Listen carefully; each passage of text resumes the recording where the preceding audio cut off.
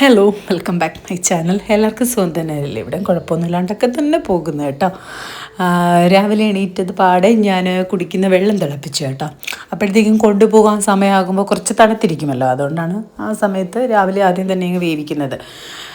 എന്നിട്ട് ഉരുളക്കിഴങ്ങ് മെഴുക്ക് പുരട്ടി വെച്ചിട്ട്, പക്ഷേ മണ്ടത്തരമായിപ്പോയി. ഉരുളക്കിഴങ്ങ് മാത്രം ഇട്ടാണ് കേട്ടോ ചെയ്തത്. അതിനകത്ത് സവാള ചേർക്കാൻ ഞാൻ മറന്നു. ചിലപ്പോൾ എന്തെങ്കിലുമൊക്കെ ഇത് കാണിക്കും. എന്നിട്ട് വേഗം അയില വറുത്തെടുത്തു. എന്നിട്ട് ചോറും വാങ്ങിച്ച അരിയുണ്ടല്ലോ, അത് ഇച്ചിരി വേവ് കുറവുള്ളതാണ് കേട്ടോ, വീണ്ടും വാങ്ങിച്ചത്. അങ്ങനെ ആ ചോറൊക്കെ റെഡിയാക്കി എടുത്തു. പിന്നെ അന്ന് അമ്മ തന്ന കുറച്ച് ചീനി ഇരിപ്പുണ്ടായിരുന്നു. ഇനി ഒരു കഷ്ണവും കൂടെ ഉള്ളൂ കേട്ടോ, ഒരു കഷ്ണമല്ല, ഒരു ഇതും കൂടെ ഉള്ളൂ കേട്ടോ. അങ്ങനെ ആ ചീനിയും ഒക്കെ ആക്കി. പിന്നെ മീൻകറി വച്ചില്ല, തലേ ദിവസത്തെ മീൻകറിയാണ് കേട്ടോ, ഒന്ന് തിളപ്പിച്ച് ഒക്കെ എടുത്തു. എന്നിട്ട് എന്തുവാ മക്കൾക്ക് ചോറ് പാത്രത്തിൽ എല്ലാം റെഡിയാക്കിയൊക്കെ കൊടുത്തു കേട്ടോ. മക്കൾക്ക് കാര്യം കഴിക്കുമോ എന്ന് അറിയത്തില്ലെങ്കിലും എല്ലാ കാര്യങ്ങളും അതിനകത്ത് ഉൾപ്പെടുത്തി കേട്ടോ. ഇത് ഇളയവൻ്റെ ടിഫിൻ ബോക്സാണ്. മൂത്തവനങ്ങ് പോയി, ടാറ്റയും പറഞ്ഞേക്ക് പോയി. അങ്ങനെ ഏട്ടനുണ്ടല്ലോ പുറത്ത് പോയപ്പോഴേ അവിടെ പാക്കറ്റ് ചപ്പാത്തി ചിലപ്പോൾ വാങ്ങിക്കുമെന്ന് പറയില്ല, അങ്ങനെ ഭൂരി വാങ്ങിച്ചുകൊണ്ട് വന്നു കേട്ടോ. ഞാനാണെങ്കിൽ ഇങ്ങനൊരു സാധനം ഞാൻ വാങ്ങിച്ചിട്ടേ ഇല്ല, പാക്കറ്റ് ഭൂരി.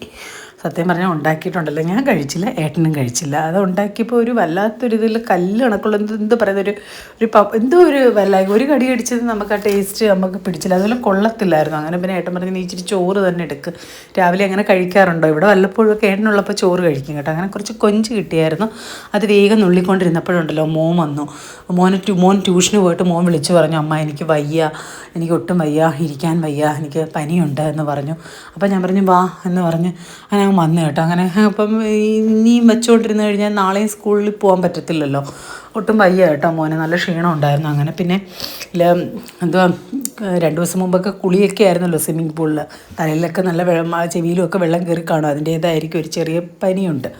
അങ്ങനെ പിന്നെ ഞാൻ മോനെയും കൊണ്ട് ഹോസ്പിറ്റലിൽ വരുന്ന വഴിക്ക് കാറ്റ് കുറവായിരുന്നു ടയറിന്. അങ്ങനെ കാറ്റൊക്കെ അടിച്ച് ഹോസ്പിറ്റലിൽ വന്നപ്പോൾ ഭയങ്കര തിരക്ക്, എന്തോന്നില്ലാത്ത തിരക്ക്. സാധാരണ ഈ ഹോസ്പിറ്റലുകളിലൊക്കെ ഉണ്ടല്ലോ തിങ്കളാഴ്ചയൊക്കെയാണ് തിരക്ക് വരുന്നത്, ഇതെനിക്കറിയാൻ വയ്യ, ഇത് നല്ല തിരക്ക്.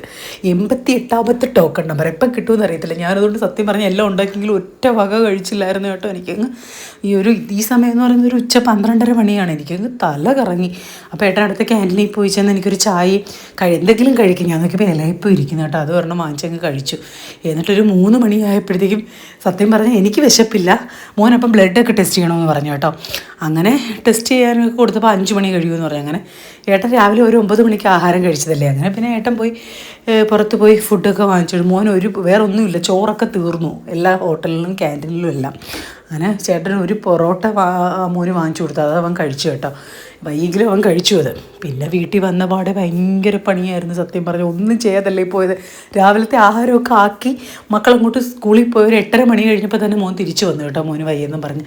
പിന്നെ പണികളൊന്നും നടന്നില്ല, വേഗം മോനെ ഹോസ്പിറ്റലിൽ കൊണ്ടുപോകുമായിരുന്നു. അപ്പോൾ അവിടുത്തെ ബ്ലഡ് ടെസ്റ്റും എല്ലാം കഴിഞ്ഞ് വന്നപ്പോഴത്തേക്കും ഉണ്ടല്ലോ, വീട്ടിൽ വന്ന് അപ്പോഴത്തേക്ക് 7 മണിയോളം ആയി കേട്ടോ. അങ്ങനെ വീട്ടിലാകും എല്ലാം ഒന്ന് ഒതുക്കി. എന്നിട്ട് ഏട്ടൻ പറഞ്ഞു ഫുഡൊന്നും ആക്കണ്ട, ഞാൻ പോയി വാങ്ങിച്ചുകൊണ്ട്. ഞാൻ പറഞ്ഞു ദോശ വാങ്ങിക്കണേന്ന് പറഞ്ഞതാണ്, പക്ഷേ ദോശ എന്നപ്പോൾ ദോശയില്ല, പൊറോട്ട മാത്രമേ ഉള്ളൂ. ഞാൻ പറഞ്ഞു ദോശ വാങ്ങിച്ചൂടെ എന്ന് ചോദിച്ചു.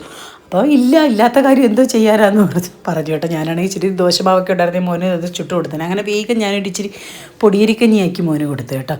ഇത് ഇളയവൻ എടുത്ത് കൊടുക്കുന്നതാണ് കേട്ടോ. ഇളയവനങ്ങ് ഭയങ്കര സങ്കടം. ഞങ്ങൾ രാവിലെ പോയതാണ്, വൈകിട്ടാണെങ്കിൽ അവൻ സ്കൂളിൽ നിന്ന് വന്നപ്പോൾ ഞങ്ങളിവിടെ ഇല്ലായിരുന്നു, അവൻ്റെ അപ്പച്ചിയുടെ വീട്ടിലോട്ടാണ് കേട്ടോ അവൻ പോയത്. അങ്ങനെ അവളാണ് ഫുഡൊക്കെ കൊടുത്തത്, അവിടെ ഇരുത്തിയിരുന്നത്. അപ്പം ഞങ്ങളെയും കാണാത്തൊരു സങ്കടം അവനുണ്ടായിരുന്നു. കാര്യം ഞങ്ങൾ വന്നപ്പോൾ 7:30 മണിയായി, രാവിലെ പോയ കുഞ്ഞല്ലേ. പിന്നെ അങ്ങനെ ആ ഒരു സങ്കടം തീർക്കാനായിട്ട് അവന് പൊറോട്ടയും ചിക്കനൊക്കെ വാങ്ങിച്ചു കൊടുത്തു. മൂത്തവന് ഞാൻ നല്ല ചൂട് പൊടിയരിക്കഞ്ഞി കൊടുത്തു, ടാബ്ലറ്റൊക്കെ കൊടുത്തു. അവനെ അങ്ങ് കിടത്താൻ പറഞ്ഞു. ഞാൻ പറഞ്ഞു മക്കളെ പോയി കിടാ, കാര്യം രാവിലെ തൊട്ട് ട്യൂഷൻ ക്ലാസ്സിൽ നിന്ന് വന്നിട്ടും അവൻ ഈ കിടക്കാൻ പറ്റിയില്ല, ഹോസ്പിറ്റലിലായിരുന്നു. പിന്നെ നോക്കിയപ്പോൾ ഒരുത്തനിരുന്നങ്ങ് ന്യൂസ് കാണുന്നു, അത്ഭുതം കേട്ടോ, ന്യൂസ് ഇരുന്നങ്ങ് കാണുക. അപ്പോൾ ഇന്നത്തെ വീഡിയോ ഇത്രയേ ഉള്ളൂ.